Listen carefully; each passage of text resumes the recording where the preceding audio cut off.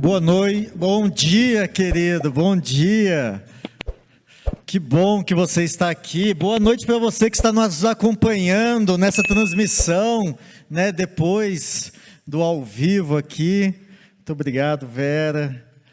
Bom dia, querido irmão, querida irmã, que está aqui presencialmente no nosso templo. Bom dia, querido amigo, amiga, irmão conhecido, parente, familiar, que está aí conosco através do nosso canal do YouTube, canal da Igreja Batista no Jardim Satélite. Seja muito bem-vindo, que bom que você está nos acompanhando. E nós vamos estar dando sequência à série de mensagens, respostas para os grandes problemas da vida.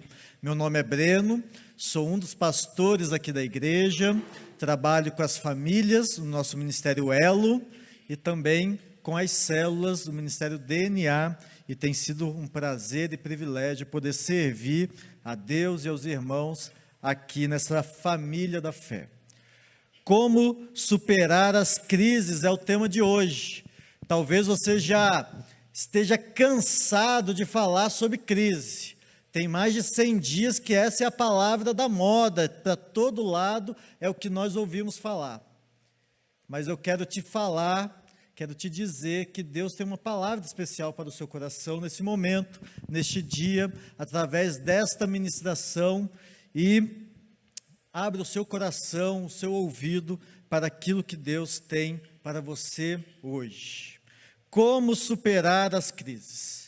Então, temos falado de crises políticas, crises econômicas, crises financeiras, crise de abastecimento, crise de segurança e por aí vai. Além disso, todas as pessoas, todos têm a sensação de que de vez em quando estão em crise. Seja crise de identidade, seja uma crise familiar, seja uma crise profissional, seja uma crise financeira, seja uma crise espiritual, tem até, dizem, a crise dos 40 anos, eu ainda não cheguei lá, mas parece que tem uma crise, parece que tem até um exame meio estranho que tem que fazer, eu não sei, um dia chegarei lá e aí eu conto para vocês, Cláudio, depois você me conta aí como que é, eu não sei.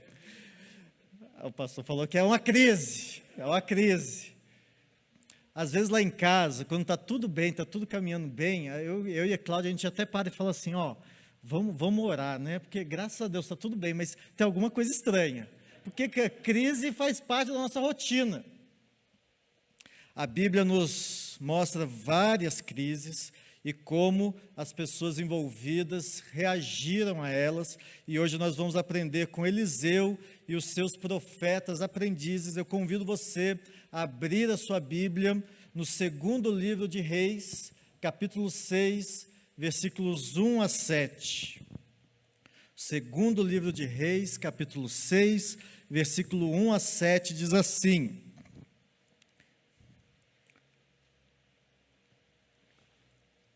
Os discípulos dos profetas disseram a Eliseu: Como vês, o lugar onde nos reunimos contigo é pequeno demais para nós.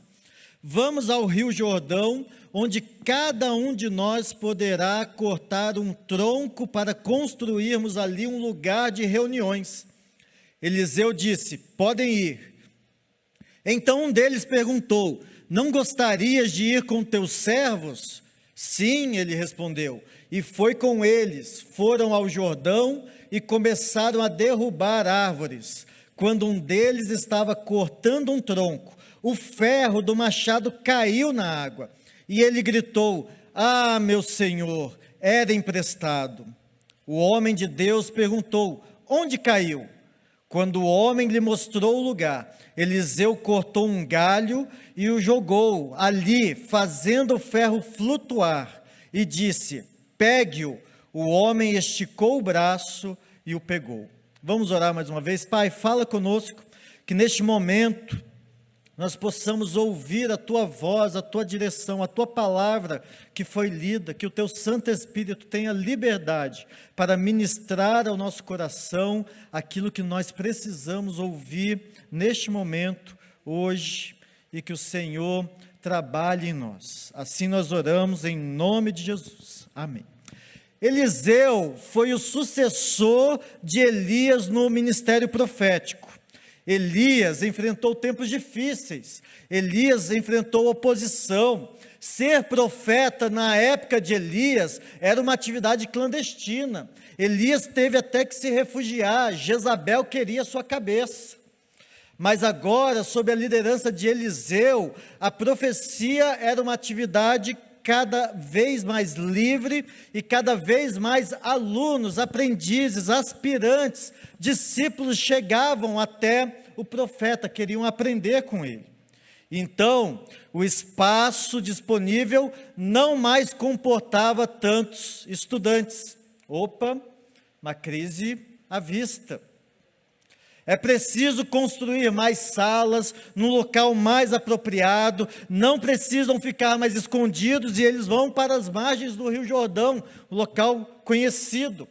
Os próprios estudantes tomam a iniciativa da expansão, mas eles pedem a liderança do seu mestre principal. Eles estão animados com a companhia do profeta, do líder, e eles se põem ao trabalho.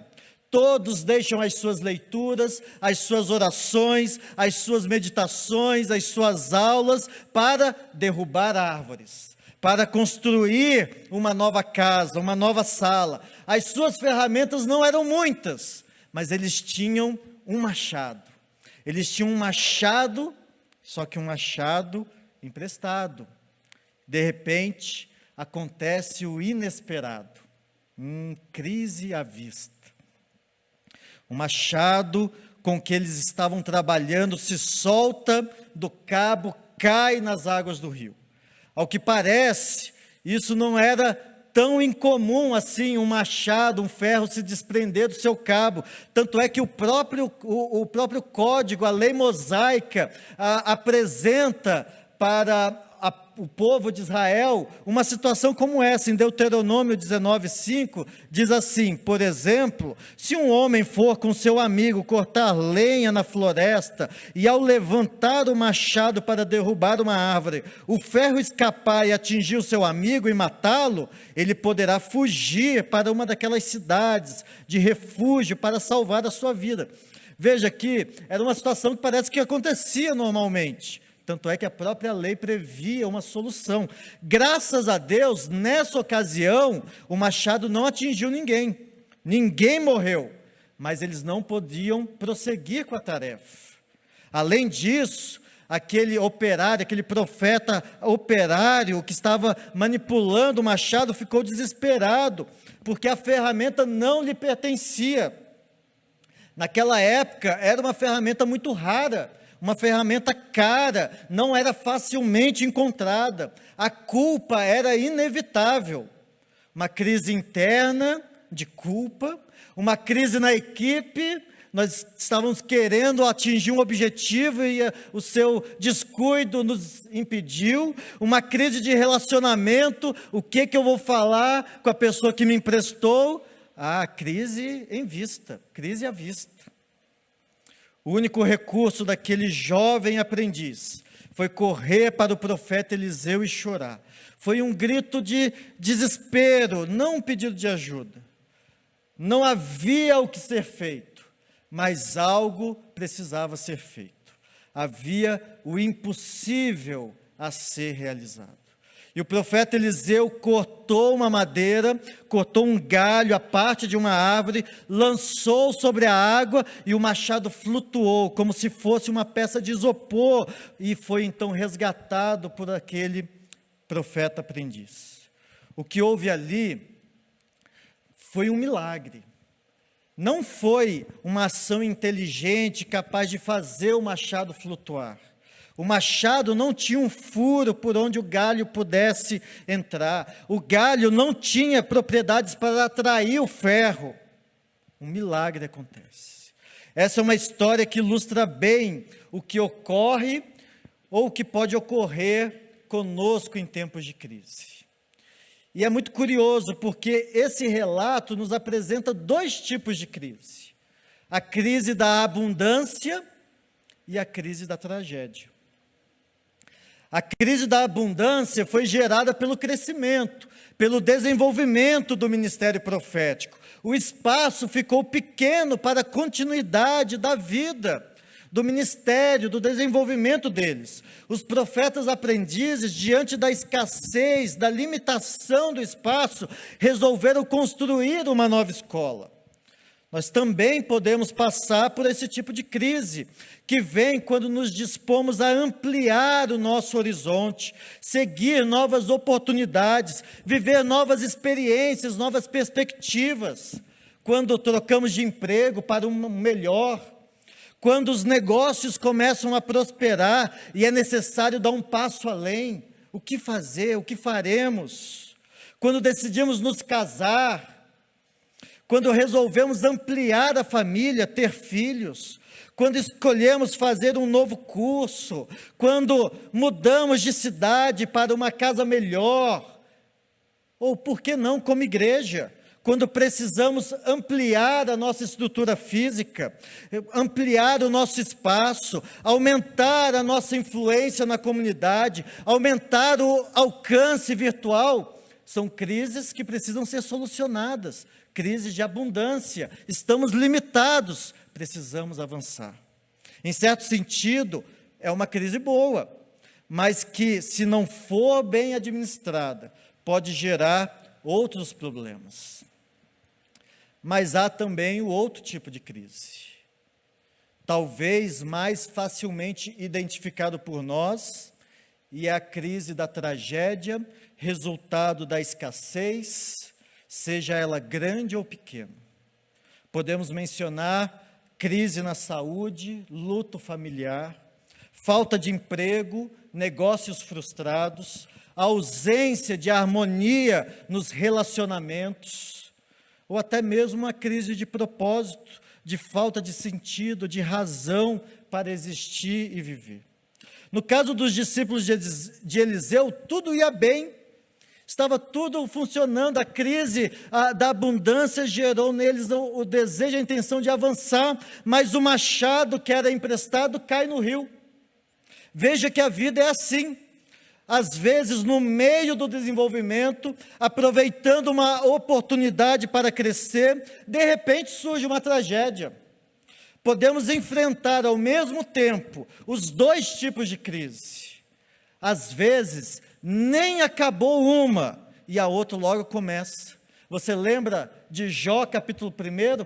Falando ainda esse, veio o outro e disse. Falando ainda esse, veio o outro e disse. Nem recebeu a notícia de uma crise, outra já chegou. Você está tocando a sua vida, está indo tudo bem, e eis que você ou alguém da sua família é acometido por uma grave doença, muda tudo, entristece tudo, para tudo. Você está realizando um trabalho, você está feliz, mas então é demitido. O mundo parece desabar, o futuro é incerto, a fome parece agora uma ameaça. A família está seguindo, quando então um dos membros deixa que o mal governe a sua mente, dite as suas reações, o convívio começa a se tornar insuportável, a vontade é cada um ir para o seu lado, para o seu canto. A sensação é como se o machado tivesse caído no rio. Os sonhos estão submergindo e você vê eles lentamente afundarem. No contexto bíblico, perder o machado é perder o elemento essencial para continuar tocando o projeto tão sonhado. Perder o machado é perder a capacidade de avançar na vida. Ver o machado cair no rio é ver a esperança que é motora da vida ir embora. Uma vida com um machado perdido é uma vida sem força, sem alegria. É uma vida que não conseguiu superar a crise. As atitudes dos profetas, dos aprendizes a profeta e de Eliseu nos ensinam a desenvolver atitudes capazes de nos levar a superar as nossas crises. Seja ela de abundância, seja ela de tragédia, como superar as crises. 5 lições para nós, que extraímos desse texto. Em primeiro lugar, não aceite a limitação. Como vês, o lugar onde nos reunimos contigo é pequeno demais para nós. Os aprendizes poderiam ficar acomodados naquele lugar, poderiam ficar ali acotovelando-se, tendo que chegar cedo para encontrar um lugar, uma vaga de estacionamento, uma posição que desse para eles acompanharem a ministração do profeta. Eles poderiam transferir a responsabilidade pelo problema, aguardar uma solução do profeta Eliseu, ou esperar algum milagre divino pelo qual eles nem estavam orando. Ao contrário, eles não aceitaram a limitação da sua casa e desejaram mais e se puseram em ação para realizar mais. Diferentemente, muitas vezes nós recebemos as circunstâncias como senhoras do nosso destino. Ah, é assim? Então, paciência, vou ter que aceitar. A nossa atitude deve se inspirar na dos estudantes às margens do Rio Jordão, antes que a tragédia acontecesse, como, por exemplo, ruir a casa, que eles estavam ali por excesso de lotação, ou que as pessoas começassem a deixar de participar das reuniões, porque não havia mais lugar para elas. Eles decidiram tomar uma decisão, uma atitude positiva. O que é que tem sido limitador para a sua vida? O que é que tem limitado você? Ontem à noite eu estava me preparando para dormir, fui passar ali por algumas notícias e me deparei com uma notícia que de certa forma me entristeceu, mas também me alegrou. Não sei se vocês viram, mas um pai de família que perdeu o emprego e começou a fazer salgados para sustentar a sua família. Só que uma situação, ele é deficiente físico, ele não tem o braço esquerdo. E ele fazia tudo manualmente com o único braço que ele tinha, e aí ele manipulava os alimentos, tal, fazia e começou a vender, começou a divulgar. Olha, estou vendendo por R$2, mas se você quiser pagar 3, eu vou aceitar, porque eu preciso comprar equipamentos, liquidificador, batedeira e tudo mais. E aí ele recebeu, num dia, 9 horas da manhã, uma encomenda, 64 salgados, para entregar às 11 horas da manhã. Ele aceitou, mas ele não conseguiu.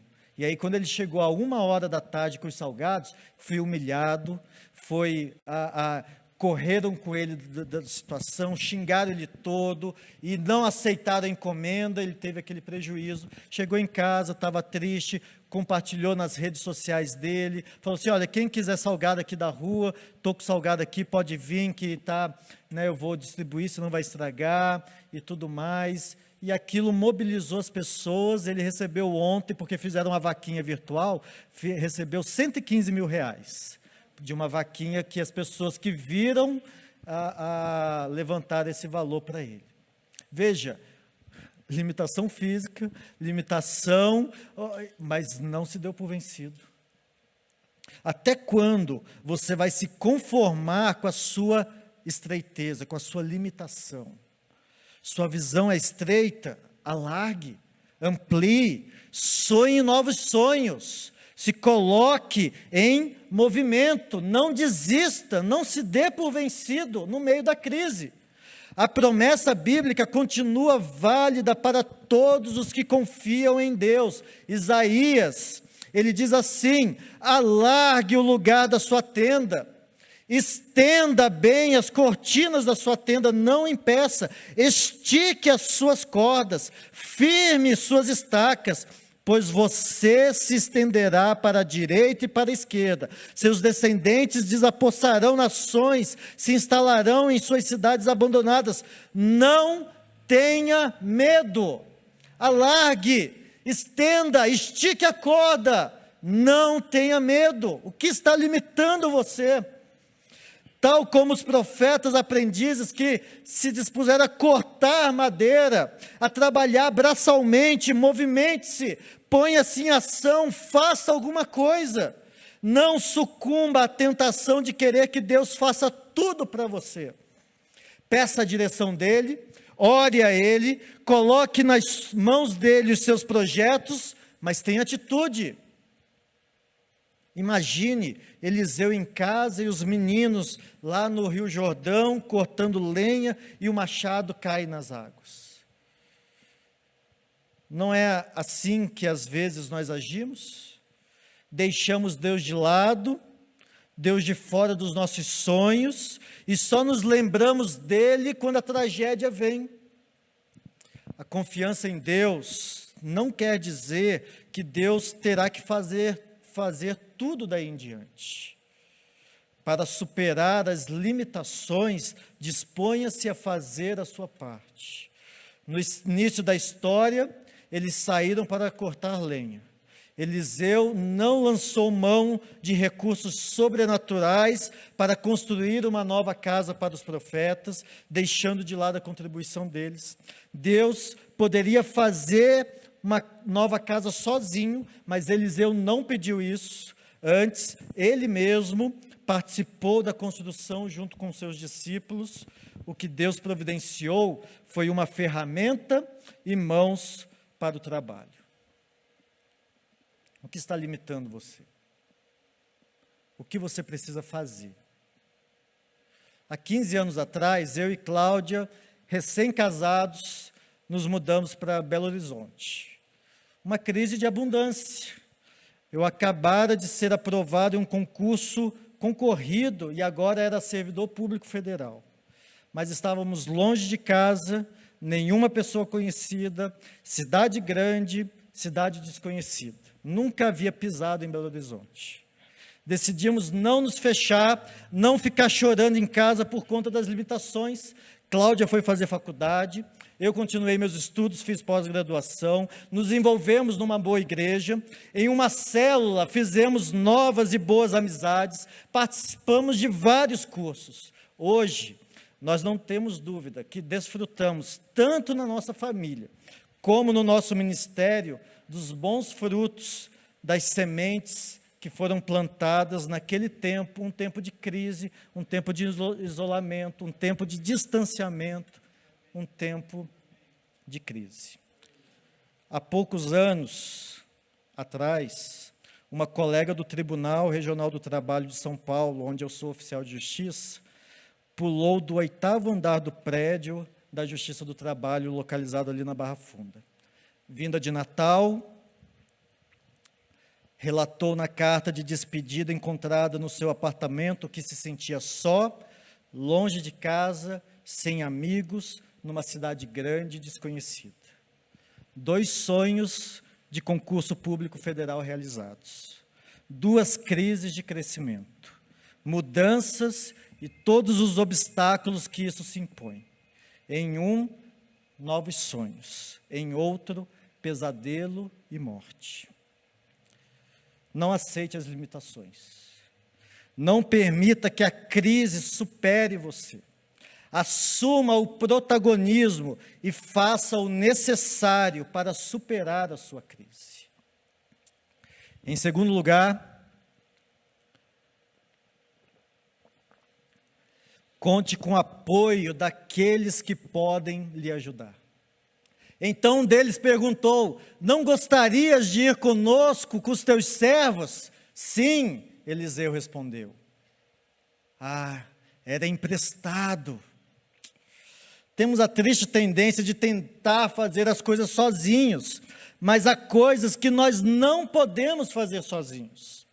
Os alunos de Eliseu conversaram com alguém que possuía um machado e conseguiram uma ferramenta emprestada. E ainda fizeram a questão que o seu mestre fosse com eles. Eles tinham força, mas o profeta Eliseu tinha sabedoria. Será que você não tem superado as suas crises porque tem tentado fazer sozinho? Tem tentado lutar sozinho essa batalha? Talvez você diga que jamais dispensaria a ajuda de um profeta como Eliseu, embora tenha dificuldades de querer arrolar as pessoas sem muitas credenciais, sem um currículo tão vasto. Mas saiba que todas as pessoas são importantes. Cada um pode fazer algo para que o seu projeto de vida avance. O profeta é famoso, nós conhecemos. Quem emprestou o machado, nós nem sabemos o nome. Mas ambos foram fundamentais e podiam oferecer algum tipo de ajuda para aqueles meninos. Não dispense quem pode ajudar você. Não dispense quem quer ajudar você. Não se ache tão poderoso, tão capaz. Compartilhe com outros a sua necessidade. É saúde? Vá ao médico. É emocional? Faça terapia. É de vocação? Peça conselhos. É espiritual? Existem pastores e líderes para ajudar você. São nos negócios, no patrimônio, nas finanças? Busque um especialista. Aqui em nossa igreja, nós podemos te ajudar de várias formas, mas eu quero destacar duas em especial para você. As nossas células, onde você vai ser ouvido, vai compartilhar, vai ter novas amizades, vai ter novas perspectivas e vai fazer tão bem para você. E o Celebrando a Recuperação, onde você vai poder compartilhar dos seus traumas, as suas lutas, e você vai ser ajudado também.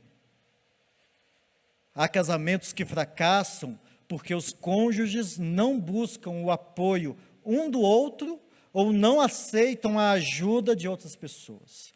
Há pessoas com crise interna que não conseguem sair desse poço porque não chamam ninguém que possa jogar a corda para elas.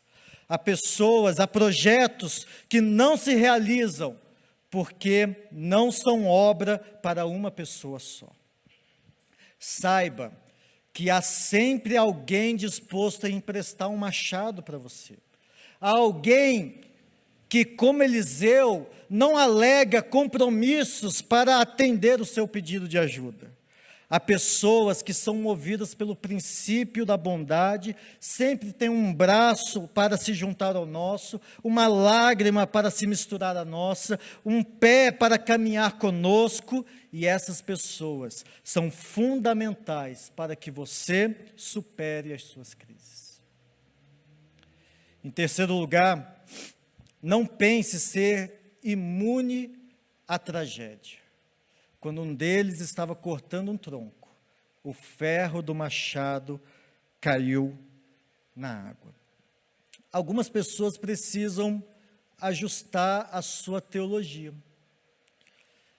Teologia do mérito, que diz que eu mereço, não tem lá muito respaldo bíblico.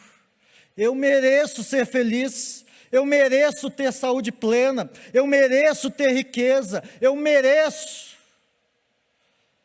Há ainda muitas pessoas que se relacionam com o sagrado, com Deus dessa forma.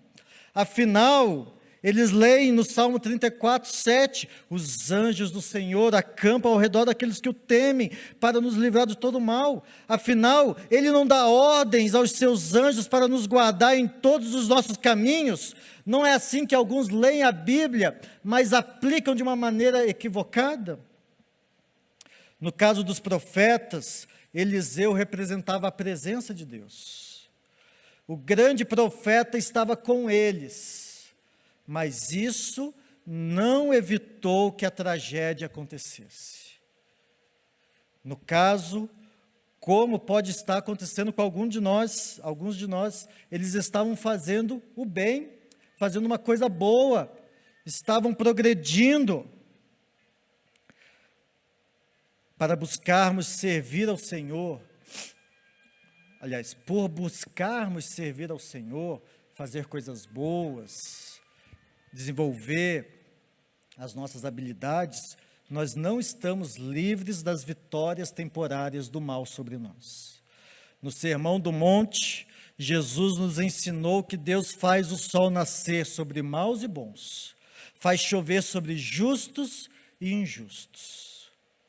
Até hoje, eu e Cláudia ainda não entendemos, porque tivemos a nossa casa, bens pessoais, memórias furtadas, não uma vez, Mas 2 vezes, no espaço de 2 anos, tudo se foi. Mesmo com todas as precauções humanas possíveis, alarme, ronda, segurança particular, talvez nunca entenderemos. E a pergunta que fazemos às vezes é: por quê? Por que conosco? Talvez o melhor seria: por que não conosco? Ser cristão não é ser imune a crises. Ser cristão é saber que, não importa o que acontecer, Deus é sábio, misericordioso e soberano. Algumas crises você só irá superar na confiança racional de que Deus não lhe abandonou, porque emocionalmente você não se sente assim. Ele sabe do que realmente precisamos. Ele decide o que é melhor para os seus filhos, baseado na sua sabedoria, na sua misericórdia. Deus cuida das circunstâncias da nossa vida. Ele sabe pelo que passamos. Pensar que algumas coisas nunca aconteceriam com você pode te levar não a sair da crise, mas se afundar cada vez mais em uma. Principalmente quando você responsabiliza Deus, tenta fazer uma pirracinha, se afasta dele como se você quisesse e pudesse puni-lo. Entenda que você não é imune a tragédias, e isso é um passo para você poder sair delas.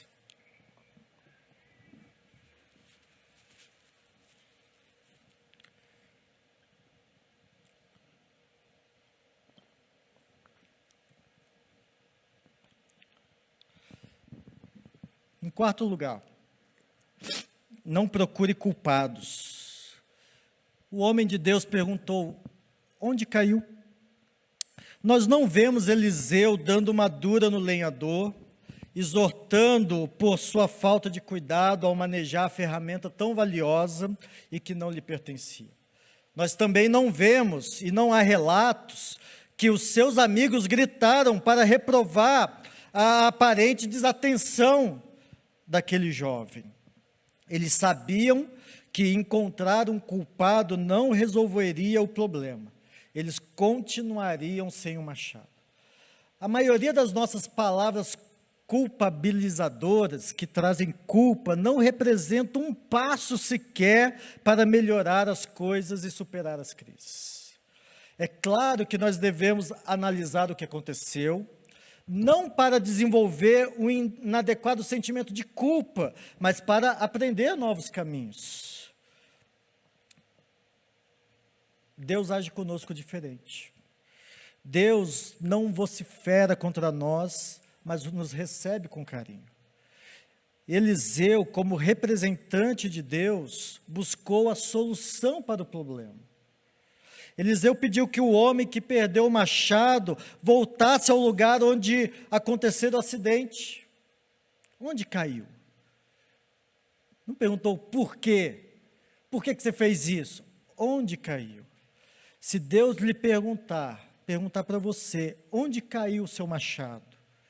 Esteja pronto, esteja atento e responda.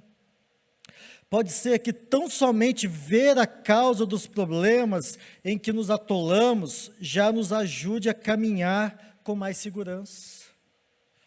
Lembrar-nos quando foi que perdemos o controle sobre as coisas pode nos ajudar a retomar esse controle. Se Deus pedir para você para voltar ao local onde o machado foi perdido, volte. Para superar uma crise, não procure por culpados, mas concentre-se e foque na solução. Na solução. Buscar culpados não vai resolver o problema. Em quinto e último lugar, clame a Deus. E ele gritou: ah, meu Senhor. O lenhador do machado deu um grito que salvou ele. Ah, meu Senhor. Ele não se precipitou, mergulhando nas águas do rio, porque sabia que não encontraria o seu valioso objeto. Ele não se desesperou achando que tudo estava perdido e não apenas o machado. Ele não se entregou diante da tragédia como se a vida tivesse acabado. Ele se voltou para aquele que poderia fazer a diferença na sua vida. Ele correu para o profeta. A sua oração foi bem estranha, apenas 3 palavras: ah, meu Senhor. Como se dizendo: agora é com o Senhor. Até aqui eu consegui, agora é com o Senhor.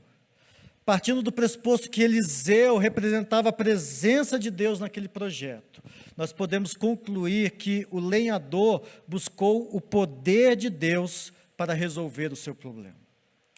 Por confiar em Deus, o homem do machado pediu que Eliseu assumisse a liderança também naquele momento. Agora é com o Senhor. Em meio a uma crise, eis o que você também deve fazer. Agora é com o Senhor. Confie no Senhor. No Israel antigo, Isaías diz: alguns diziam: o Senhor me abandonou, o Senhor me desamparou. No entanto, Deus lhes respondeu e continua a responder para você. Haverá mãe que possa esquecer seu bebê, que ainda mama, e não ter compaixão do filho que gerou? Embora ela possa esquecer, eu mesmo não esquecerei de você. Veja, eu gravei você nas palmas das minhas mãos, diz o Senhor. Confie no Senhor, entregue-se ao poder de Deus, confie no sobrenatural de Deus. O lenhador não tinha a menor ideia do que o profeta faria, mas assim mesmo ele recorreu a ele.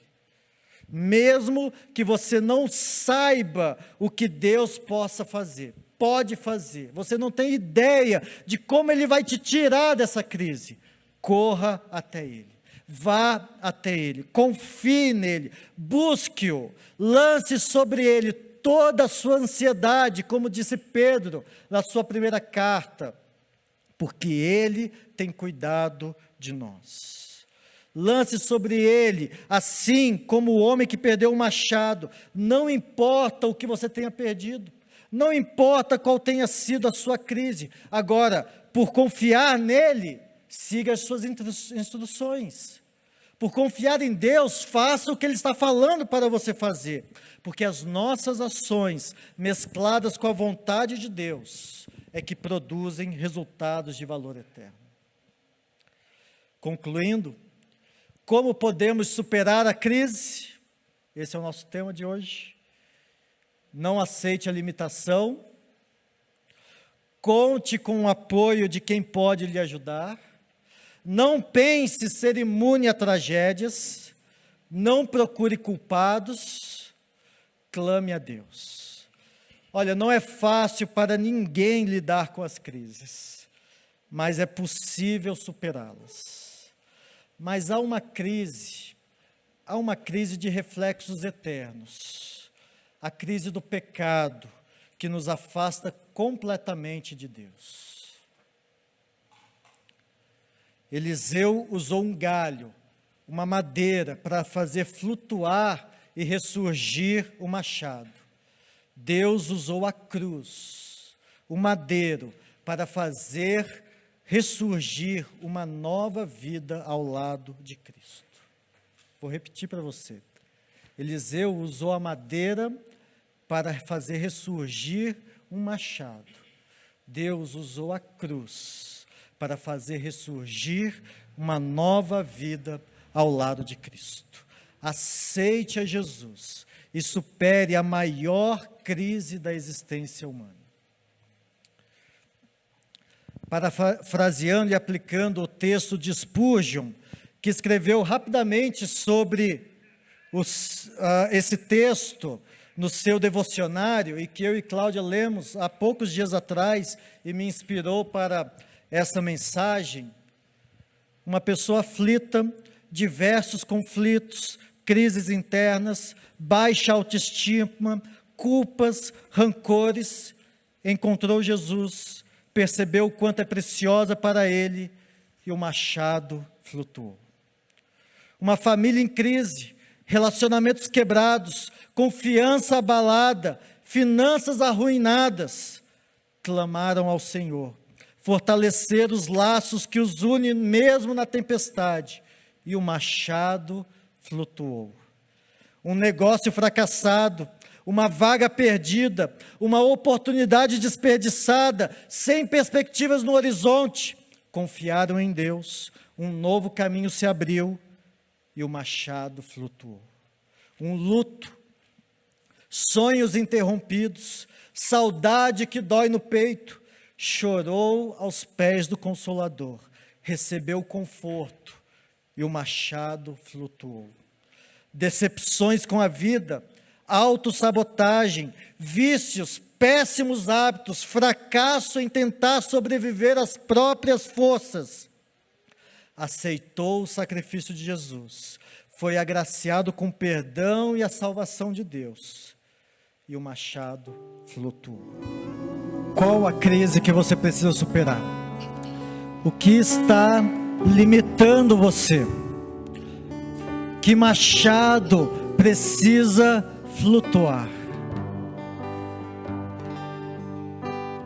Confie em Deus, entregue-se a Ele, coloque-se diante do Senhor, entenda que Ele te ama, seja qual for a situação, Ele tem o domínio e o controle.